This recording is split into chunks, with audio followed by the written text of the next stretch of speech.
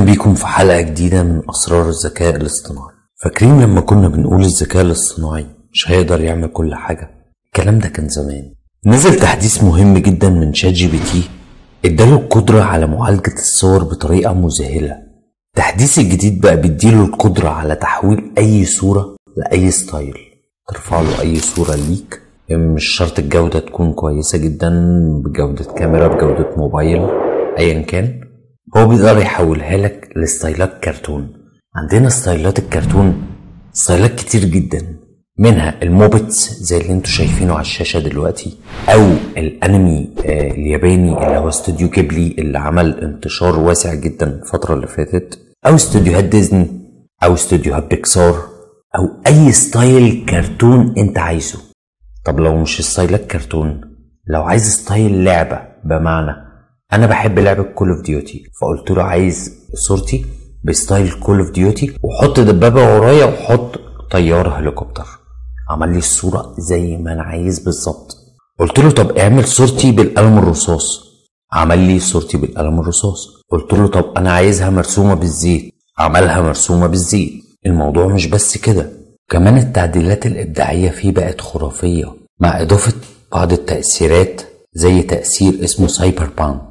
التأثير ده عبارة عن مستقبلي قوي مليء بالنيون والتكنولوجيا. طلبت منه انه يعمل صورتي والنتيجة كانت مذهلة بجد. في تأثير تاني اسمه نيو نيور. التأثير ده درامي قوي، اجواء غامضة، هو شادو قوي. فانا طلبت منه حاجة غريبة شوية، طلبت منه يعمل بوستر فيلم اسمه مهمة مستحيلة، بطله كريم عبد العزيز واحمد عز. وجبت اول صورتين قابلوني في جوجل وقلت له انا عايز الشخصيات دي واقفة قدام بعض، واستنيت النتيجة والنتيجة كانت مذهلة. هو طلع لي الصورة وهمية بجد، ملامح الوش بتاعت كريم عبد العزيز واضحة جدا، كاتب بالعربي صح. لأول مرة اشوف نموذج AI بيكتب بالعربي صح، لان دايما النماذج كلها في الصور بعافية شوية في العربي. ومش بس كده، بقى بيقدر يحول اي صورة ليك لمشهد خيالي، ستايل اسمه فانتازي ارت. في قدرة جديدة يمسح او يضيف اي عنصر من الصورة، يقدر يغير ملابس، يقدر يغير لون العين، فبقى عنده قدرة في التغيير قوية جدا.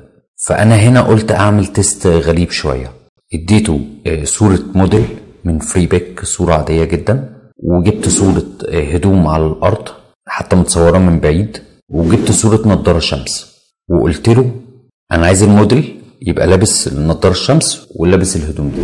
وطلبت منه حاجة كمان، قلت له قم بتحويل الخلفية الرئيسية الى مشهد بحر وسماء صافية.